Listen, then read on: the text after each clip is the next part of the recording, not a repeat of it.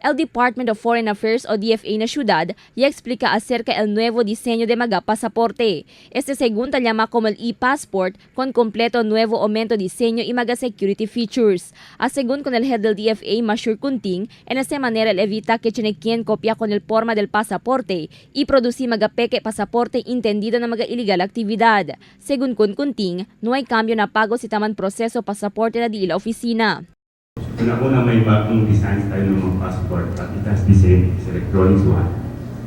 And meron pa rin naiwan kunti yung lumang electronics but recently halos mga new passports is coming. Now in terms of mga applications that you're mentioning also, paano ba makakakuha ng passports? Paano ba? Meron tayo certain guidelines and requirements. Is that kung nakikita natin kanina, halos yung kinukuha nila o tinatanong na it's within the Philippines jurisdiction. While ours, we are giving it yung mga identification palabas ng bansa, di ba? Según la DFA, el nuevo e-passport a contener 44 páginas a darle mira con el rico cultura del país, línea del Philippine National Anthem y diferentes mga tourist destination.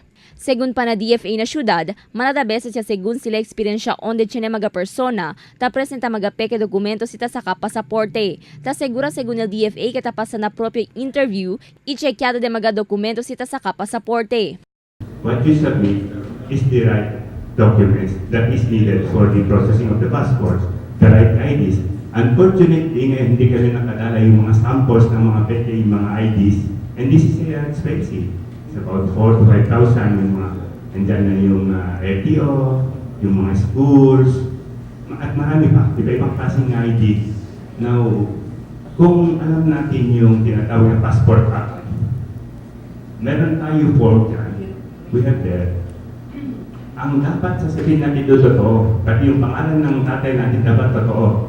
Once hindi mo i-salaysay yung totoo, that would be a ground for act for 10 years and 15,000 imprisonment. Stricto según el DFA ultimo na identification card o mga ID ta presenta mga aplikante.